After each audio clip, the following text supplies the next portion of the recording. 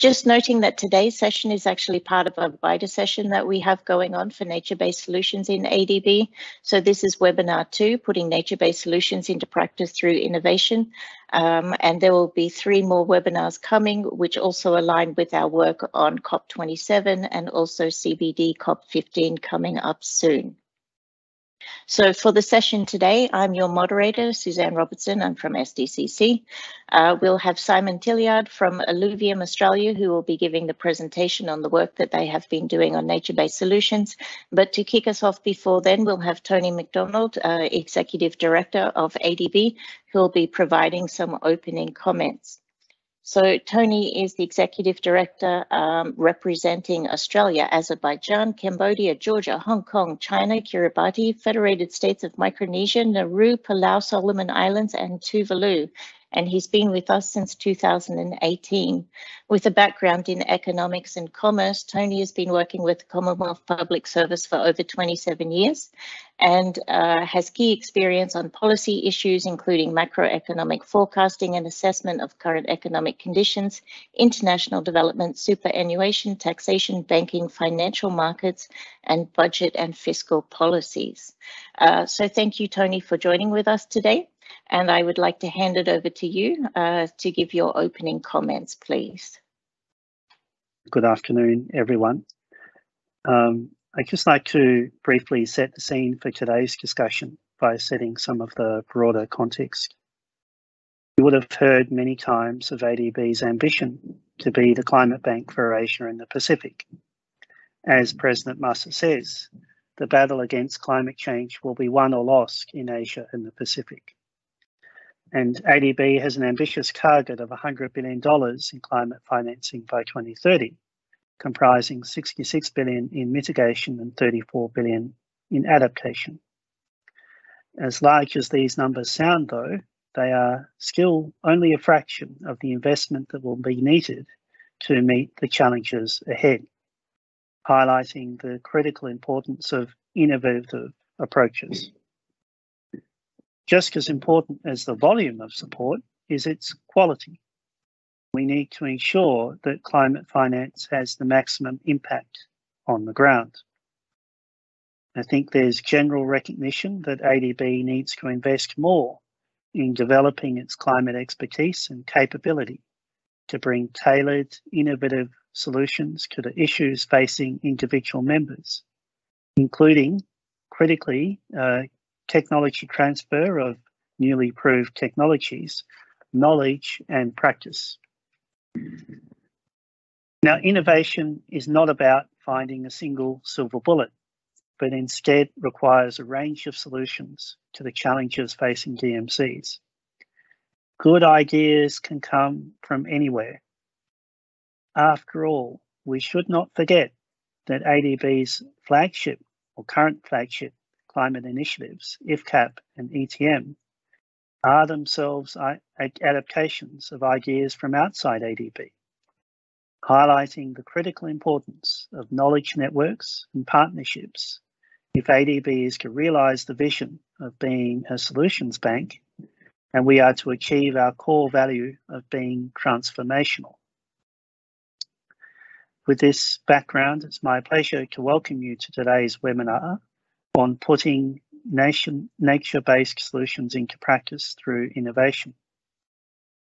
As Suzanne has mentioned, today's webinar is part of the Nature and Climate Nexus in Promoting Nature-Based Solutions for Sustainable Infrastructure in Asia and the Pacific program, which has as its core purpose mainstreaming and upscaling nature-based solutions in ADB operations by enhancing knowledge and skills of our colleagues.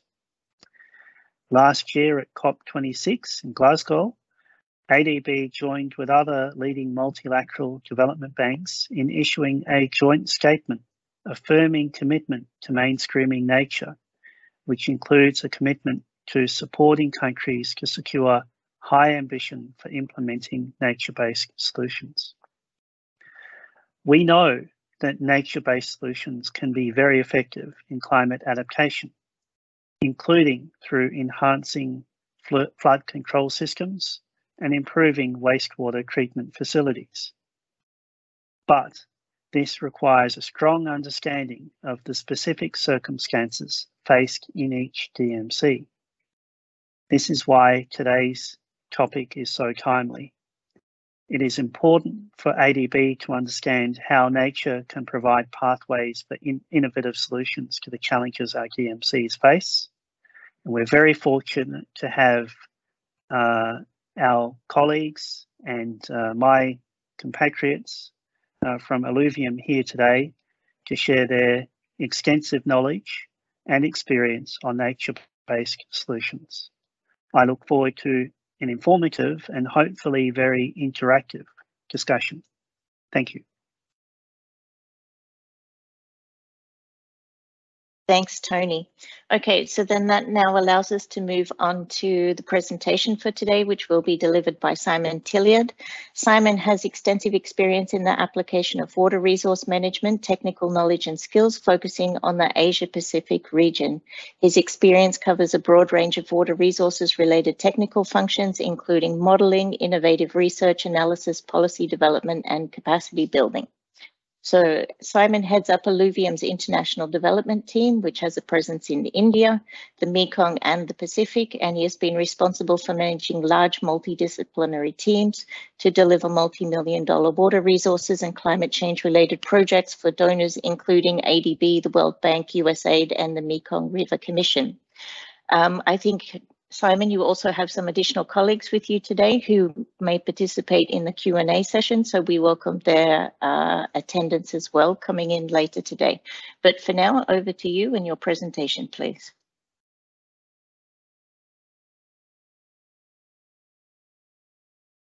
Thank you very much. Let me just make sure things are being shared properly. I think we're okay.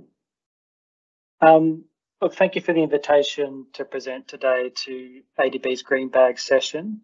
Thanks particularly to ED Tony McDonald for his useful contextualisation remarks and painting the bigger picture about how nature-based solutions fits into the ADB programming. And also thank you to the Environment Thematic Group, Secretariat, and to Suzanne for the introductions and for helping set the context today. Nature-based solutions is a very hot topic at the moment, and whilst we at Alluvium haven't necessarily always called it nature-based solutions, we've been involved in this type of work since our inception in 2006. So it's great to have the opportunity to share some of our latest thoughts on the topic and the type of work we've been doing on the topic with ADB colleagues, and we really appreciate you spending your lunchtime with us today. I'd like to just recognise up front today that whilst it's just me presenting the work and the innovations, I do represent both our 150 staff of scientists, engineers, planners, ecologists and economists, as well as, of course, our different project partners in the various countries, and, of course, the funders of the projects that we've been working on. I'd also like to acknowledge the traditional owners of the land that I'm presenting from today. I'm in the Australian Capital Territory, which is the Ngunnawal people, and I pay my respect to their elders past, present and emerging. The presentation today will be in three key parts. The first is a quick introduction to the Alluvium Group, who we are and what we do. The second and the main part of the presentation is an exploration of some case studies of our nature-based solutions work that we've been doing, trying to specifically highlight the innovation in what we've done and what helped uptake of a nature-based solution in the project rather than more conventional approaches. And the third part of the final slide really of the presentation is trying to draw some lessons for putting nature-based solutions into practice. And then, of course, look forward to the opportunity for a Q&A discussion afterwards as well. So first, a quick introduction to the Alluvium Group. So the group brings together 6 companies and a not-for-profit that strive to try and solve the complex and systemic challenges at the intersection of our society and environment. These challenges include things like how we might share our water resources efficiently, sustainably and equitably, how we can shape our cities and communities for the future, how we can enhance adaptation and resilience, and how we might address the decline of our natural resources.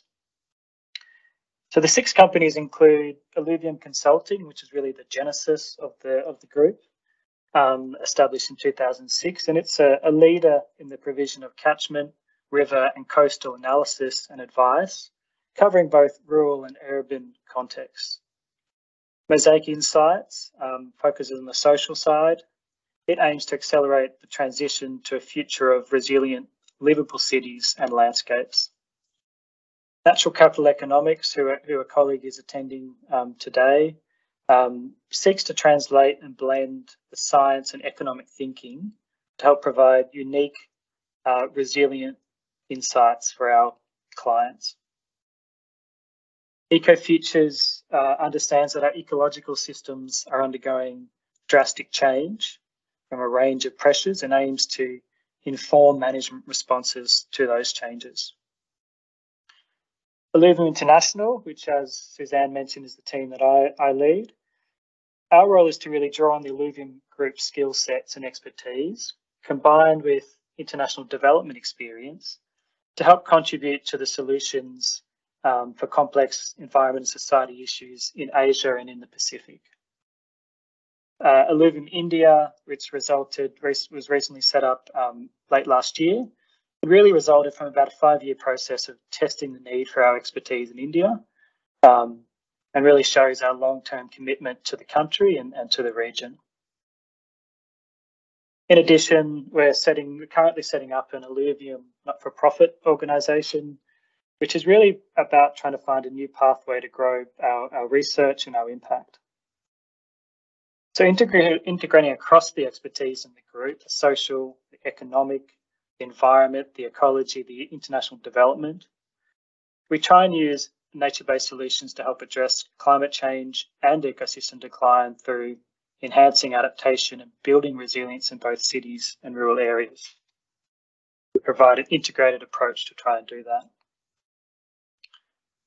So we work across the Asia Pacific. We've currently got projects in India, Bangladesh, China, Thailand, Laos, Vietnam, Papua New Guinea and the Pacific. We've previously undertaken work in countries such as Nepal, Cambodia, Malaysia, Myanmar. We currently have teams, full-time teams sitting in India and in Fiji as well. So I've seen the application of nature-based solutions across a broad range of contexts, different governance contexts, biophysical, economic, socioeconomic, and we understand the complexities in doing that and the need to contextualize the nature-based solution work depending on that specific context. Just worth mentioning as well that whilst we're primarily a consulting organisation, we do really strive to try and take steps to make sure we're across the latest science and applied research. We have our own internal research knowledge and insights program where we invest in our own research as identified by staff. For example, we run our own internal research grants projects, which recently funded some internal nature-based solution related research projects. We also have strong partnerships with universities and other research organisations. For example, we recently announced a partnership to co-lead the Centre for Water, Climate and Land at the University of Newcastle, the Australia one, not the UK one. The partnership enables Alluvium to be involved in the most recent science and applied research being undertaken in these areas, including with experts with long experience working and doing research for ADB. And so this strong link to research means that our nature-based solutions applications can adopt the latest science, whether it's insights to the latest climate projections or ecological knowledge. We're trying to keep up to date with that in a practical application way.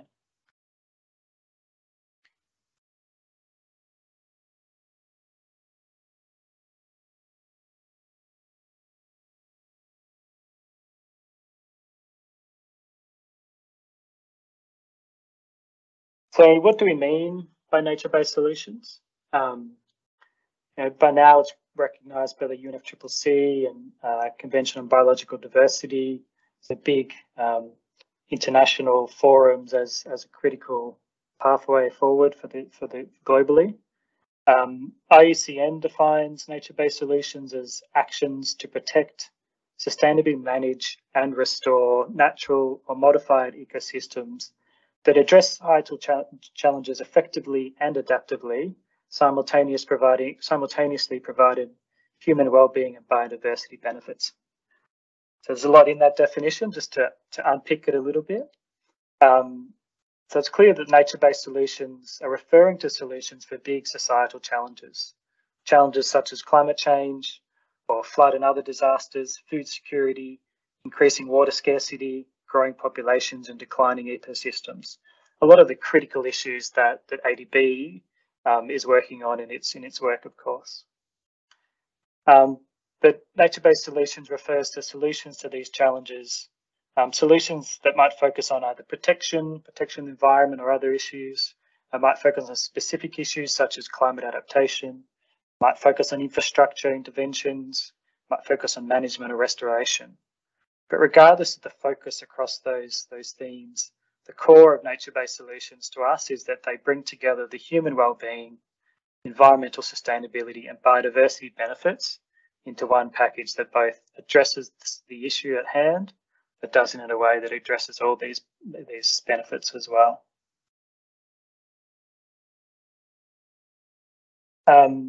So nature-based solutions and the linked approach, ecosystem-based adaptation, are a hot topic globally at the moment, and particularly with the current global focus on climate adaptation and climate resilience. So from global to country level, they're increasingly being focused on as a critical element of the world's response to climate risks. As Ed Tony mentioned, it was a pretty critical outcome of COP26 that nature-based solutions are being much more pushed and enhanced, including by banks. And it's really reflected in the growing use of nature-based solutions in the multilateral banks such as ADB, evidenced by having such high-level involvement as Ed Tony today session, also evidenced by this Green Bag series that the group are running as well. So there's real buy-in and interest in the multilateral banks.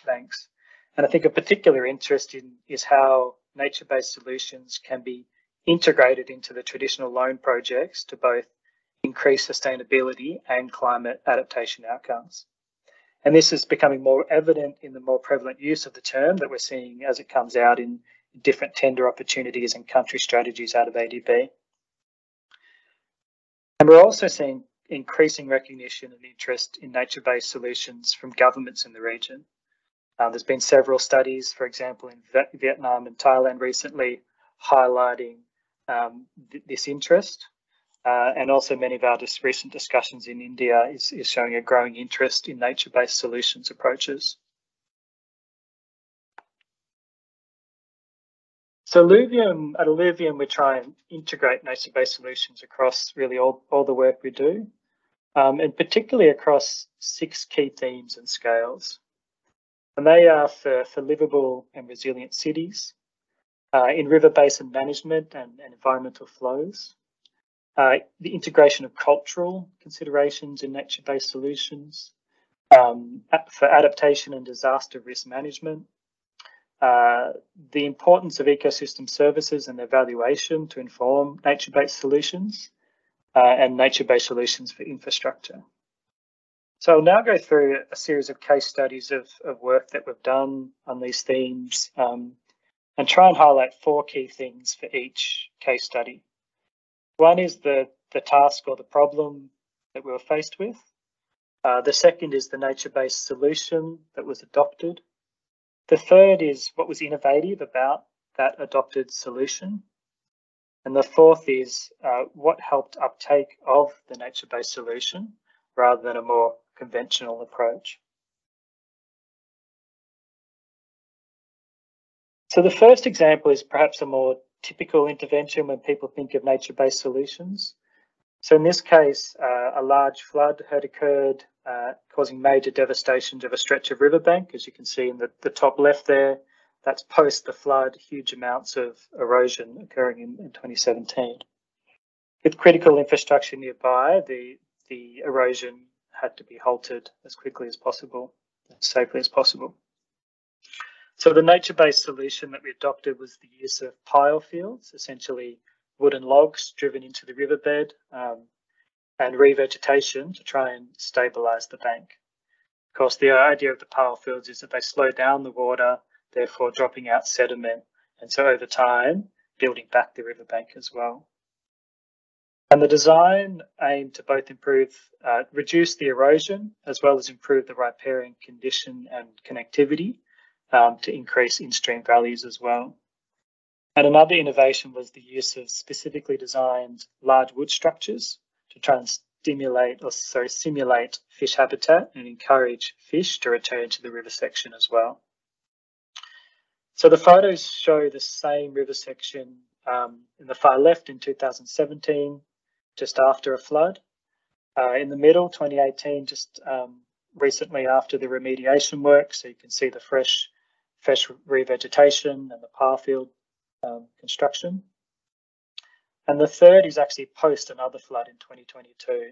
And you can see how the system has been able to be much more resilient to the erosive forces of the flooding by the pile field and revegetation work that have been done.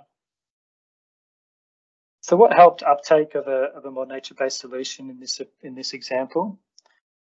Because we've been doing this work for many years, we're able to show these sort of before and after photos, such as on this screen. So in addition to being able to show the underpinning modelling and the analysis and the design, these simple communication tools, such as the before and after, helps us to show whether it's landowners or communities and decision making that these approaches work, and they look a whole lot better than concrete designs often as well. Whilst these photos examples from a site that we've worked on in Australia, we've undertaken some similar designs for protection of important irrigation scheme in Myanmar. So there are opportunities for adoption in the region as well. The second example is some work that we did in India, working on a greenfield site development, which was intended to be the new capital city of Andhra Pradesh. The site had a range of challenges, including high temperatures, potential flooding, as was on the floodplain of the Krishna River, as well as some critical water security challenges, particularly through the dry season. And these challenges were projected to worsen with climate change as well. And our role was to advise on how water and stormwater could be more smartly utilised in the city. So we adopted a water-sensitive city, or a water-sensitive urban design, otherwise known in China as sponge cities, or in Singapore as ABC cities. So we adopted this sort of approach, which is really about trying to integrate the water cycle management with the built environment through urban planning and through design. So we worked with the master planners and the state government, the Capital Development Authority, to develop a water-sensitive city vision and a strategy with a focus on blue-green infrastructure and on water-sensitive urban design approaches. So this included designing some innovative urban water and green management approaches within the central government complex, an area of around 5.5 square kilometres, as well as along the two cities' two main canals. And for example, the interventions included things like wetland systems, urban forestry, to try and intentionally design vegetation around water bodies, as well as through the cityscape, as well as using available water resources for passive irrigation of this greenery. So the innovation, there was some innovation in the use of water-sensitive urban design, but for me, the more exciting innovation in this project was the use of modelling tools to analyse the cooling benefit of adoption of water-sensitive urban design approaches, including the blue-green infrastructure design.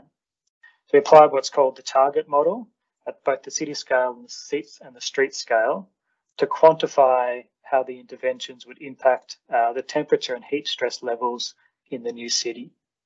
And we're able to prove that throughout the city, the increased water bodies, the use of street trees and irrigated grass had the potential to reduce temperatures and improve human thermal comfort across the city. At the street scale, we're able to show that the greatest impact is really during the morning rather than the afternoon. And you can see the figures, the red figures on the right of this slide. The top is business as usual. The bottom is adopting water-sensitive urban design approaches. And you can see a degree or two difference in the adoption if water-sensitive urban design approaches are adopted. So what helped uptake in this case? Really two key points. One is we're able to get integrated early into the city master planning process, which meant that the nature-based solution or water-sensitive design principles could be adopted. And they had strong buy-in from the lead master planners as well. The second was being able to show through heat modelling the multiple benefits of adopting water-sensitive design and nature-based solutions. So it wasn't just about the water resources, but also improved living conditions due to lower temperatures. And we could present this quantitatively as well to both the master planners as well as the Capital Development Authority to help convince them of a way forward. The next case study comes from Vietnam. I'm sure there's people on the call that have worked or work in Vietnam. Vietnam has obviously been developing rapidly, and its river basins are developing rapidly. And there's huge environmental impacts from irrigation, hydropower, urban water issues. We're working with the Vietnam Ministry of Natural Resources and Environment, which has the mandate under the current 2012 water law to publish environmental flows. But no guidance had been developed at the country scale. And so this is leading to major degradation. So we came on to work with the ministry to develop a framework for assessment and implementation of environmental flows in Vietnam. As a nature-based solution, environmental flows describes the quantity, timing, and quality of freshwater flows and the water levels necessary to both sustain aquatic ecosystems, which in turn supports human cultures, economies, sustainable livelihoods, and of course, well-being. The innovation in this case is this will be one of the first national frameworks for environmental flows to be adopted in Asia. Definitely one of the first ones that provides recommendations for a full flow regime, not just a minimum flow. And it'd also be one of the first ones that properly tries to tie together the real technical assessment of environmental flows, so statistical, looking at the ecology, of which there's several at the moment. But this is also trying to really integrate that with trade-off and decision-making, and most importantly, how you implement those flows through a clear link with policy and with planning. What helped uptake in this case was really ensuring strong alignment to government mandates. And so Monterey has a mandate to publish these flows. And the strong alignment has ensured both buy-in from government, because we're helping them meet their mandates, but also as we've designed it, we've made sure that we're in line with all the different decrees in this space as well. So meeting both the government mandates as well as their set policies and decrees enables much easier buy-in over time.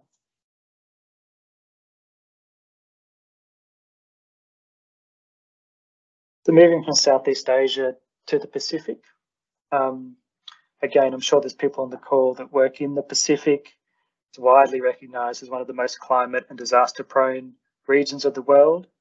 At the same time, it's got incredibly unique and vulnerable flora and fauna that needs both revitalising and protection. The coral reefs are obviously a key example, but there's many other ecosystems. And disaster risk management in response to rising sea levels, typhoons, flooding, drought are critical to the Pacific's preparation and response to climate, adapting to climate. And nature-based solutions provide an opportunity to help these countries adapt to climate change whilst also restoring their degraded ecosystems. So in this case, the piece of work has been working with the South Pacific Regional Environment Program. We work with them to develop an ecosystem-based adaptation decision support tool that's tailored to the needs of planners at the national, subnational and community levels in the Pacific Island region.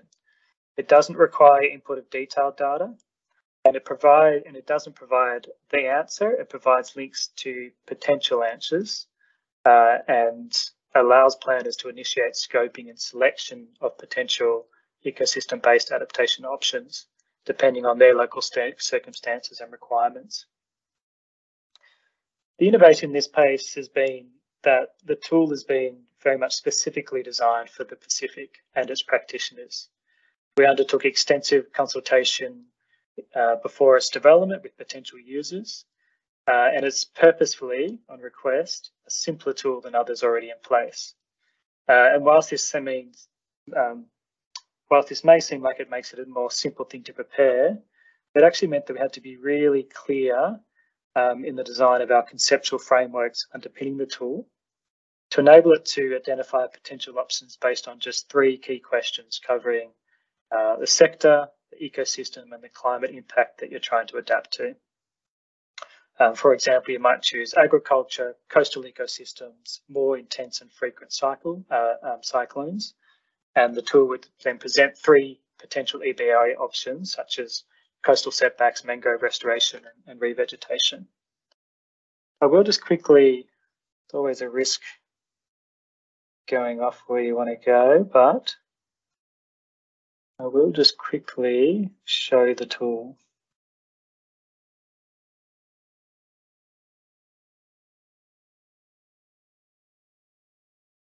Okay, you can all see that. So as I said, quite a simple presentation.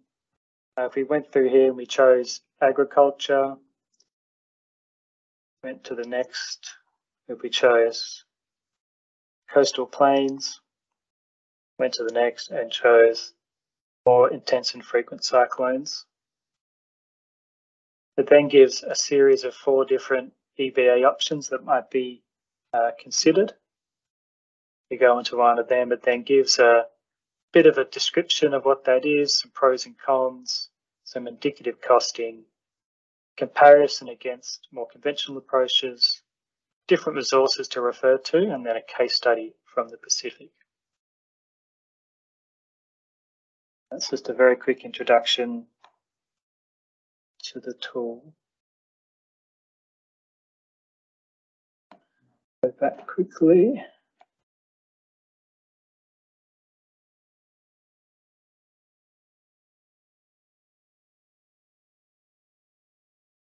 So what helped uptake in this case? As I said, I think it's that it is specifically designed for the Pacific region. We consulted extensively on the requirements, and the tool is designed specifically to meet those requirements. The initial feedback from users was that they didn't want, one answer. They wanted a range of potential options so they could present that to their minister or their bosses as opportunities to move away from conventional infrastructure approaches. You're also able to use the tool on a smartphone, which opens up the number of people who might be able to access it. And we did get very positive feedback from beta users who said it was providing the right level of information needed and that it presents the range of options that they'd like to see. And it's going to be launched by SPREP in COP27 in Egypt next month, which is very exciting.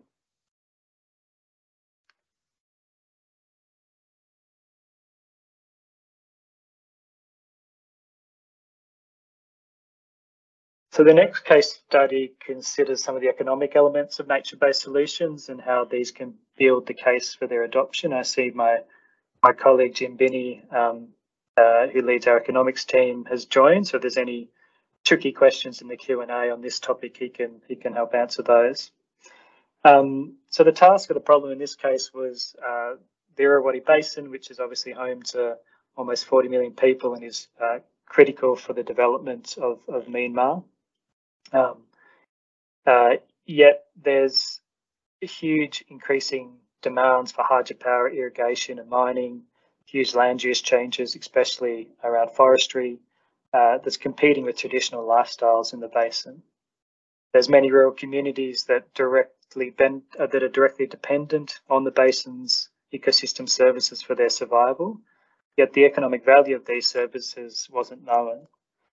So in preparing a master plan for developing the Irrawaddy sustainably, it's vital that we understand the value of those ecosystem services that support both human cultures and economies, sustainable livelihoods, and of course, intrinsic value of the environment.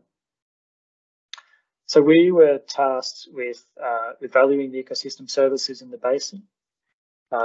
Jim and his team applied a range of economic analysis methodologies to value the ecosystem services for a range of sectors, including irrigation, inland water transport, fisheries and aquaculture, potable water supply, biodiversity and ecotourism. As shown in the figure, we estimated that the aggregate value of these 6 ecosystem services in the basin is up to almost 7 million per annum, which is about 9% of total GDP in 2016. So a highly valuable resource. And not all the ecosystem services were estimated, so the actual value is probably significantly higher.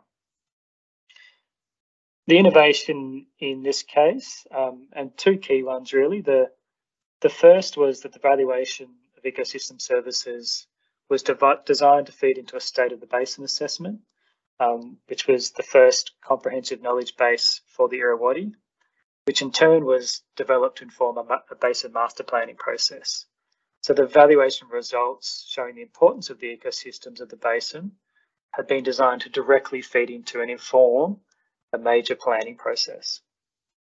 The second was the valuation itself required specialised and service-specific techniques to generate the robust results that we did, and to generate those with fairly limited data and across a large basin scale. And importantly, we're able to also define clear error bands on the results as well. As I mentioned, we've got Jim here who led this work, so if there's any questions during the Q&A, I'm sure he can help answer those.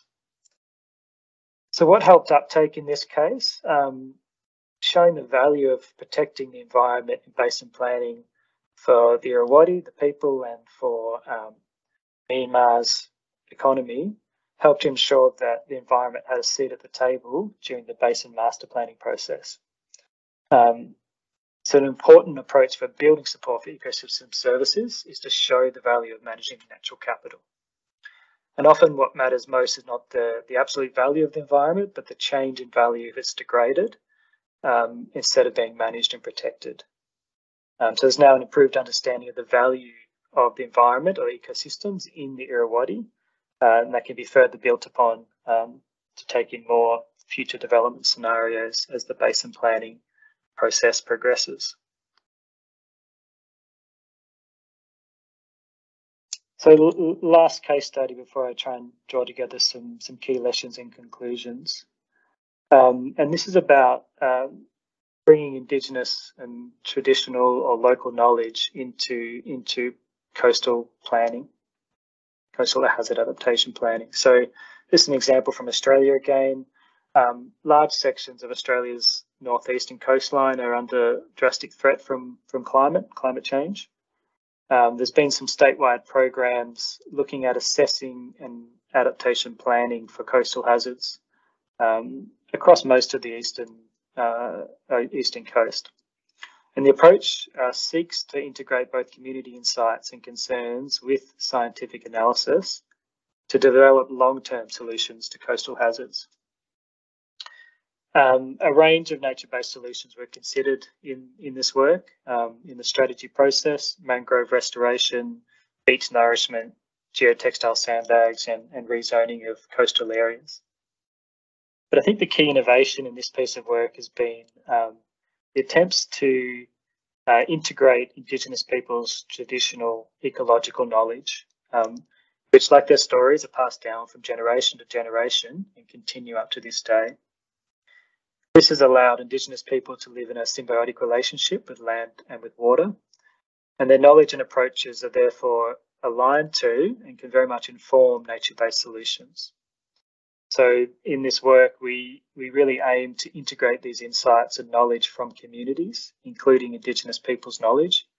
And the way we did this was through significant and well-planned engagement processes. So this includes capacity development, in-person and virtual meetings and workshops built around a dialogue approach, and other promotional materials such as videos and brochures. So what helped uptake in terms of this work? I think really was the fact that there was strong engagement built throughout the project cycle. So from inception to strategy to design, not just at certain points. And that's meant that there's been significant buy-in from communities and significant new knowledge and information to integrate into the nature-based solutions adopted. And this has enabled adoption of green and grey infrastructure approaches that's building on Indigenous practices rather than just standard concreting approaches to mitigating coastal hazards. And along with the recognition of nature-based solutions in COP26 and the upcoming COP27, there really is a growing importance of Indigenous knowledge in responding to climate change. And it is strongly linked, obviously, to nature-based solutions. Our senior Indigenous expert, you can see in the black top in the bottom left photo there, attended Stockholm Water Week earlier this year and got a very good reception to his interventions there, and has been invited to attend the upcoming COP27 to run some sessions on working with Indigenous people to approach climate resilient water management with community and traditional knowledge. So you can see these nature-based solutions and the use of Indigenous knowledge is really growing in popularity together, which is great to see because they're so linked. So last slide before we'll go to some Q&A, so please look forward to seeing some questions coming in. And this was really to just try and draw together some of the key lessons that we've started seeing emerging from our work, both the ones I've presented today as well as other work in Australia, in Asia, and the Pacific. And I'll run through each of them. The first is that, it's great that nature-based solutions is becoming more accepted and is a hot topic at the moment as a key answer to climate change and ecosystem design. But we need to make sure that it doesn't just become another hot topic that passes by. It needs to be fully mainstreamed, similar to what happened with climate and adaptation planning 5 or 10 years ago. So we need to be trying to embed the process into planning and policy processes, or the concepts into planning and policy processes. The second is, nature-based solutions should be an important part of all infrastructure development.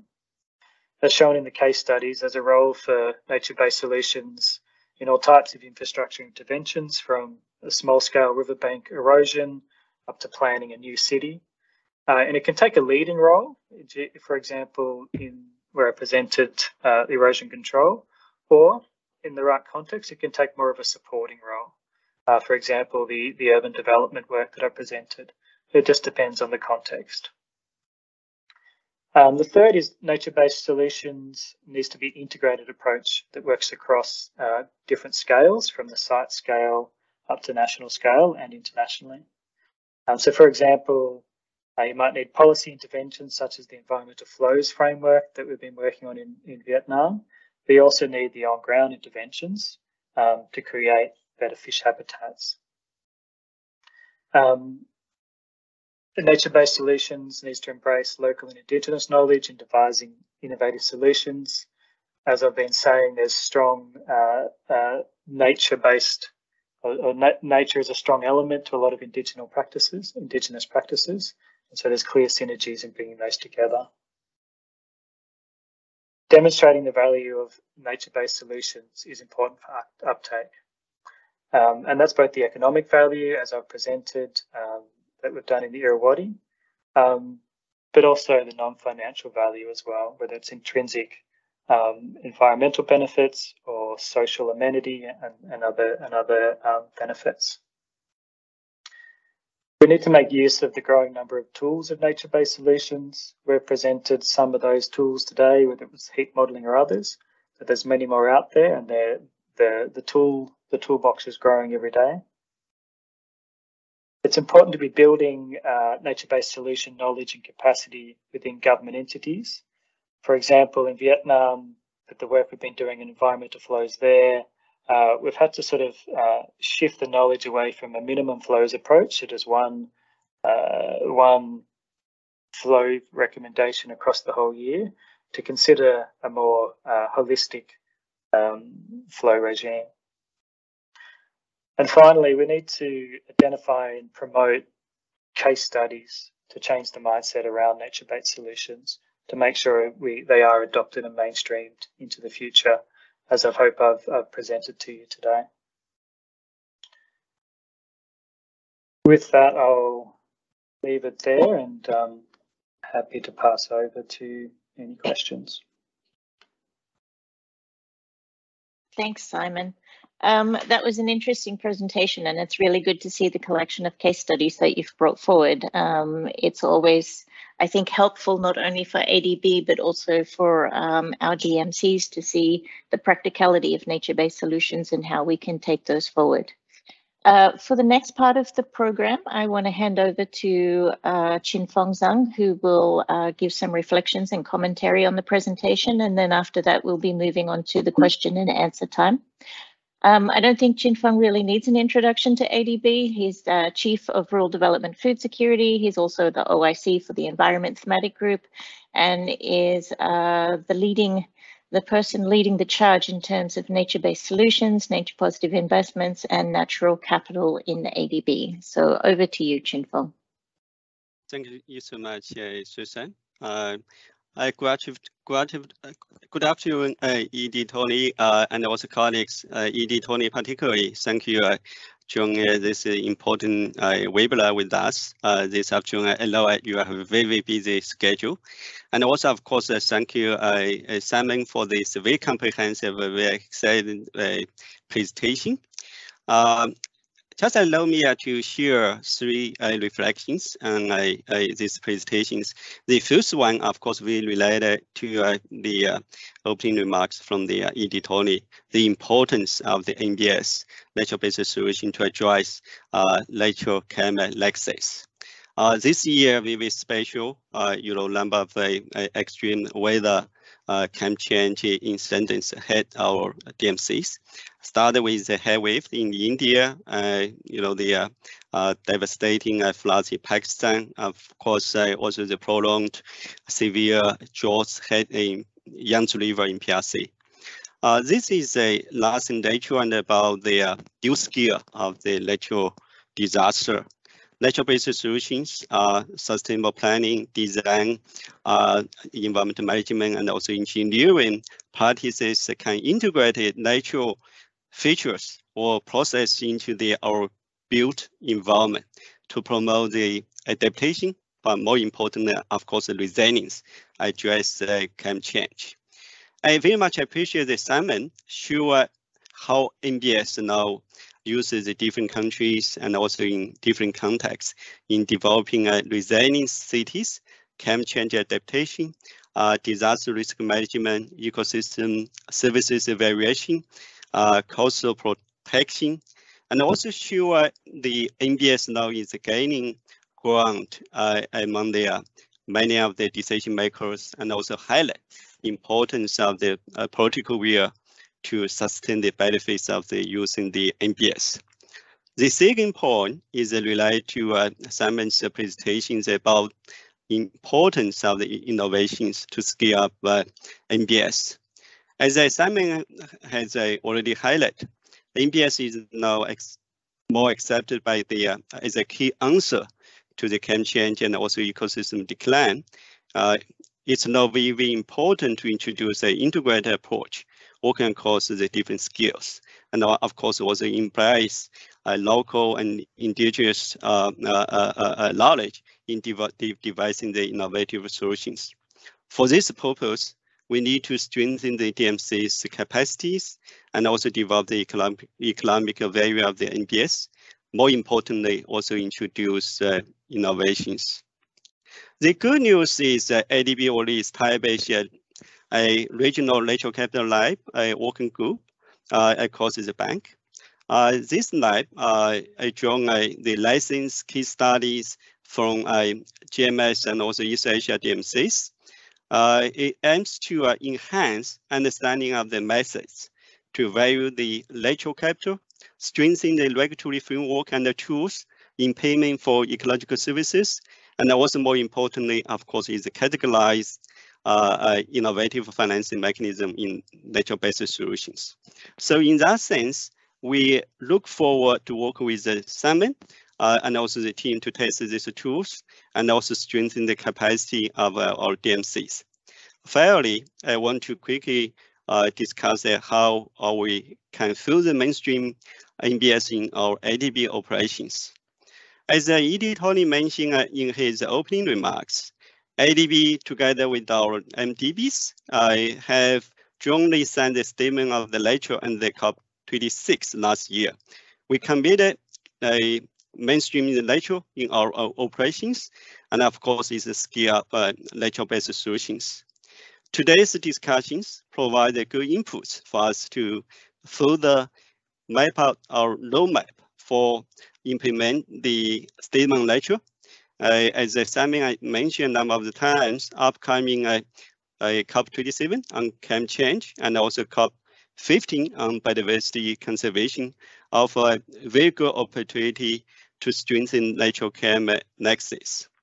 Now, we work with a number of our peer partners, including Stanford University, TNC, and many of the MDBs to provide our good work, natural capital accounting, and of course, many of the good case studies. So I hope Illuvium can join forces with ADB. We can showcase our good case studies in a COP27, more importantly, the COP15. So with that, I wish everyone a good day, and I also hope these reflections are helpful for today's further discussions. Thank you so much, Susan. Over back to you. Thanks, Chin-Fong. Okay, now that gets us to the question and answer time. So if you have questions, you can either post them in the chat box, which I see we have a couple already, or if you would like to raise your hand to deliver your question yourself, please feel free to do so. With us today answering the questions, of course, we have Simon who delivered the presentation, and we also have Jim from the NC Economics Group who has joined us as well from the Illuvium team. So they will be able to answer questions. And also, if there are any additional comments from ED Tony or Chin-Fong, then please feel free to jump in. So we have the first question from Zoni. Zoni, if it's okay with you, I'll just read out your question, or if you prefer to jump in, please just switch on your camera and join us now. Okay. You go ahead and read my question if you like. Yeah. Okay, thanks, Zoni. Thank you. So Zoni is from our gender team in SDCC, and she is asking, similar to the work that you have done with integrating Indigenous knowledge, how have you engaged women? As you may know, ADB has a strong commitment to gender equality with a target of 75% of our operations being gender mainstreamed. So Simon, maybe perhaps you can speak to your experience working to ensure that nature-based solutions are also gender responsive and inclusive, and also include women's traditional knowledge. Thanks for the question, Zoni. Yeah, thank you for the question, and yeah, very important topic to consider as well. I guess our approach is we work closely with gender experts, both international and in the countries that we're working in, to ensure that the GEDC or the gender lens is considered and considered at all stages of the project as well. And I guess some key reflections on key elements of making sure that's successful is one is engaging from the beginning. So it's not you can't just sort of rock up and ask the question at the end. It needs to be brought up at the start and considered throughout the project cycle. The second, and this gets a bit to the part of the question about particularly recognising different gendered aspects of Indigenous knowledge. And it's about trying to create the right spaces for discussion. And it's a tricky one. And really, when we try and take the advice, the local advice on how to do this, because it does vary. It varies in different parts of Australia, let alone different parts of different countries across the region. But you need to sort of, we try and discuss with local representatives about how to create that right space to make people comfortable to have the discussion and to make people comfortable, both males and females, different ethnic groups and all the rest of it, how you make the right space for discussion. I guess my final reflection is the consideration of gender, just as the consideration of other issues around social vulnerability, etc. It needs to be more than engagement. It also needs to link in to the outputs of the project as well, whether it's an infrastructure or a report or whatever it is. And so it needs to be able to consider, we need to involve people in the decision-making process, but then the report or the infrastructure, whatever is at the end, also needs to consider the gender implications as well. I think quite often in a lot of projects you see the engagement happen, but you don't necessarily see how that engagement has come out at the end of the process as well. That's some quick reflections. Thanks, Simon. Okay, we have one other question from Lisa, who also part of SDCC in the Safeguards team, as well as the Environment Thematic Group, wondering if there are any efforts underway to build the capacity of local consulting firms and consultants who could be hired by developing country governments to design and implement nature-based solutions. Yes, thank you. Yeah, I think it's actually a two-way thing. I think, so like most ADB projects, all the work we do has local teams, whether it's our own people in country or through sub-consultants or partners. And I think our experience so far has actually been, it can be a two-way learning as well. We're learning about some of the nature-based solution designs that may have been traditionally done or more recent designs. And then we're also, of course, able to sort of build capacity in the types of approaches that we would take. So I guess in short, in terms of efforts, it's really on-the-job training, I guess, is the way that we approach it. We make sure we've got local partners on all our projects. That's both useful for us to contextualise the responses, but also useful for building capacity in the future. Thanks, Simon. And unfortunately, we've just lost Edie Tony as he's off to another meeting, but he did have one reflection point on the need to bring adaptation considerations much earlier in the project cycle to allow for holistic perspective. I think we all fully agree with that nature-based solutions is something that we want to see integrated from concept stage to work out how we can fit it into the project design and how it complements the overall objectives of the project. Okay. Then question from Aaron. With the proven success that you have in Vietnam, what would be the main barriers to creating country profiles for each ADB DMC to be able to better understand how nature-based solutions can be fully integrated into project portfolios? It's a good question. I think two things immediately come to mind to me. One is a legacy in many countries of hard engineering and engineers being the heads of a lot of decision-making bodies, or particularly around water resources, but others. And so there's a bit of a kind of capacity or knowledge exchange needed. And that can be both with the current leaders, but also spending time, of course, with the next set of leaders coming out and starting to really integrate these considerations then. I think the key second one, and this relates to the work Jim and his team have done, is a perception that nature-based solutions aren't going to be cost effective in the long run because they need lots of maintenance or they're going to fail or things like that. And so I think being able to really articulate both the multiple benefits of nature-based solutions, but also the clear economic benefits of protecting the environment and through nature-based solutions as well. So that'd be the key two things that come to mind. To answer the last part of your question around could the tool be designed for other regions or countries, absolutely. I think it'd need a kind of a new consultation process to understand for that country what do they want to see out of a tool. But absolutely, something similar could be developed for different countries or regions. Thank you. Yeah, and I think also just adding one point in terms of creating country profiles for ADB DMCs, I think that's something that SDCC can be supporting our operation departments with, knowing where the entry points are for nature-based solutions in each of our sectors so that we can support them in terms of upstream work in integrating nature-based solutions. Okay, and then a question from Narayan. Narayan is with our Rural Development Food Security Group, working on agribusiness, but also working on the Natural Capital Project. The focus, including nature-based solutions as a design planning tool, is welcome.